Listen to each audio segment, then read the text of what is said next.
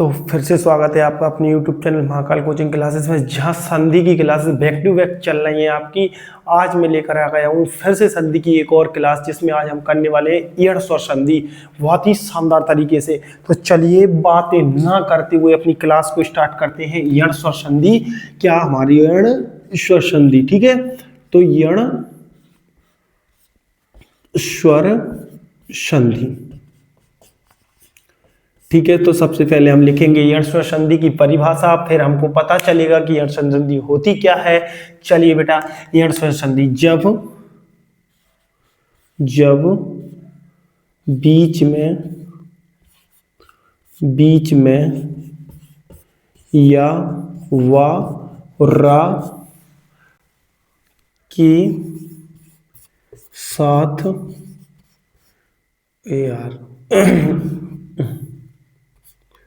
देखिए, जब बीच में या 21 नहीं है, नहीं तो 21 समझ लो, या वा और रा के साथ आधा वर्ण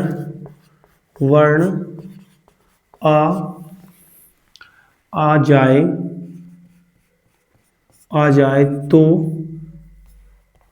जाए तो वहां कौन सी संधि होगी भैया? यण। तो वहां यण स्वर संधि होती है। यण स्वर संधि होती है। तो सीधी सी बात है, जब हमें पता है कि यण स्वर संधि की परिभाषा क्या है, या व रा के साथ में आधा वर्ण आ जाए तो वहां पे हमारी कौन सी संधि होती है? यण स्वर संधि होती है। या व रा हमको याद रखना, या व रा के साथ में आधा वर्ण, या व रा के साथ में आधा वर्ण, या व रा के साथ में आधा वर्ण। सीधी सी बात, हमको क्या याद रखना है? या व रा के साथ में आधा वर्ण, या व रा के साथ में आधा वर्ण। क्या याद रखना है बच्चों? हमको क्या याद रखना है? रिपीट करो, या व रा के साथ में आधा वर्ण आ जाए, वहां पे हमारी कौन सी संधि होती है बेटा? कौन सी संधि होती है? यण स्वर संधि होती है। ठीक है सर, क्या होती है? यण स्वर संधि। तो जैसे कि हम हर बार लिखते हैं, तो इस बार भी इसमें लिख लेते हैं क्या? नोट। ठीक है, यहाँ पे कर लो नोट। ठीक है, इसमें हम क्या लिखेंगे नोट में? वही आपको पता ही है कि इसमें हमारी चीजें क्या क्या आने वाली है। ई ऊ और ऋषि। क्या? ई ऊ और ऋषि वाला रेशा। अब ये बड़ी भी हो सकती है, ये बड़ा भी हो सकता है। ऋषि तो वही ऋषि का ऋषि रहता है। ठीक है, चलो अब इनको जोड़ेंगे किसके साथ भैया? किसके साथ जोड़ेंगे भैया, जल्दी से बताइए। क्या आ रहा है? या वा और रा। क्या आ रहा है? या वा रा। अब ये देखिए, एक तरफ तो या वा रा रहेंगे, लेकिन एक तरफ हमारे ये शब्द रहेंगे, और उसके बाद में एक तरफ हमारा है या वा रा। या वा रा को हम क्या बोल देंगे? समान तो नहीं है, समान स्वर तो नहीं है, तो क्या बोलेंगे? असमान। समान स्वर। असमान स्वर। क्या बेटा? असमान स्वर। समान स्वर। क्या बेटा? असमान स्वर। समान स्वर। ठीक है, क्या हो जाएगा बेटा? असमान स्वर। तो देख पा रहे हैं आप यहाँ पे बहुत अच्छे से हमने लिख दिया है असमान स्वर। जैसे कि बराबर में हमारा क्या आएगा? क्या आएगा बेटा? जब ई के साथ जुड़ेगा तो हमारे पास या आएगा। क्या आएगा?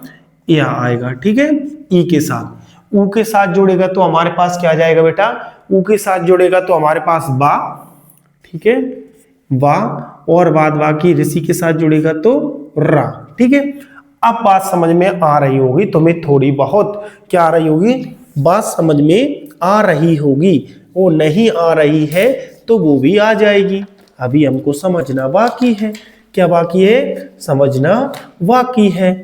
ठीक है, और अगर अब इसके बाद में हम लेते हैं, अब हमारे पास ये आ गया। अब देखते हैं हम इसके क्या बेटा उदाहरण। क्या देखते हैं? बहुत अच्छे से हम इसके उदाहरण। चलिए, तो जैसे मान लो हम देखते हैं उदाहरण। हमने ले लिया व्यर्थ।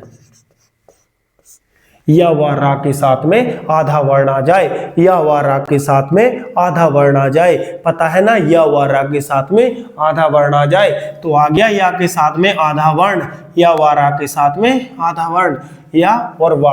तो ठीक है, यहाँ तो वा भी है और या भी है और आधा वर्ण भी है, हम कर देते हैं इसका संधि विच्छेद।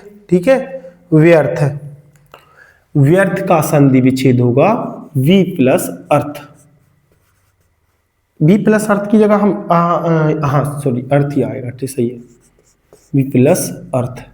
तो बी से निकल के आया मेरे पास ई और आ से निकल के आया मेरे पास आ। अच्छा देखो, अब मेरे पास अगर आ निकल के आता है तो मिलेगा क्या, बनेगा क्या, हमने बोला ई और असमान स्वर जब निकल के आया तो क्या बन गया हमारे पास, आ बन गया, और ये क्या बन गया, व्यर्थ। चलिए बेटा, इसी तरीके से हम शानदार तरीके से एक और उदाहरण देख लेते हैं। जैसे मान लो प्रत्यार्पण, प्रत्यार्पण क्या आ गया मेरे पास, प्रत्यार्पण। ठीक है, तो प्रत्यार्पण में हमारा संधि विच्छेद क्या हो जाएगा, ठीक है, प्रत्यार्पण में प्रत्यय ही तो लिख देता हूं, एक मिनट मजा ही नहीं आ रहा। प्रत्यर्पण, तो प्रत्यर्पण में हम संधि विच्छेद कर सकते हैं कि प्रति प्लस क्या बेटा, प्रति प्लस अर्पण, क्या हो जाएगा, प्रति प्लस अर्पण, क्या हो जाएगा, प्रति प्लस अर्पण। तो यहां से हमारे पास देखो आधा वर्ण आ रहा है तो हम समझ ही पाएंगे, यहाँ क्या निकल के आया हमारा छोटी ई और इधर से हमारा क्या निकला असमान स्वर आ, उसके बाद में हमारे पास बना क्या, या। ठीक है, क्या बन गया हमारे पास, या। तो ये हमारा बन जाएगा क्या, प्रत्यार्पण। ठीक है, अच्छा और उदाहरण देख लेते हैं सर, इसके क्या देख लेते हैं, और उदाहरण देख लेते हैं। क्या ले लूं मैं, क्या ले लूं मैं, इत्यादि, इत्यादि। ठीक है, इत्यादि, इति प्लस क्या हो जाएगा इसका बेटा, इसका क्या हो जाएगा, इति प्लस आदि, क्या हो जाएगा, ई और इधर से निकल आया इधर से आ, तो हमारे पास बनेगा क्या, बनेगा क्या, या।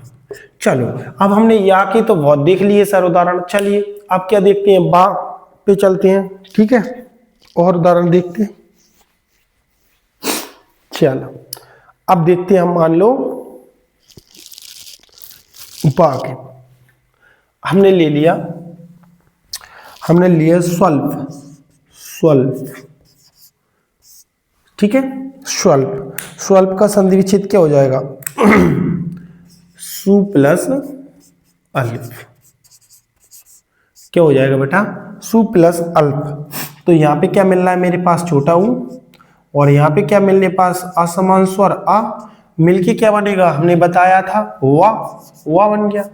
तो ये क्या होगा, शु अल्प। अच्छा और देख लेते हैं, चलिए क्या करते हैं, और उदाहरण देख लेते हैं इसके। ठीक है, जैसे मान के चलो अगला उदाहरण मैं ले लूं, स्वागत, स्वागत। ठीक है, तो इसमें हमारा क्या हो जाएगा संधि विच्छेद, सु प्लस, अरे सुखबीर सल वाला, सु प्लस आगत, आगत, आगत।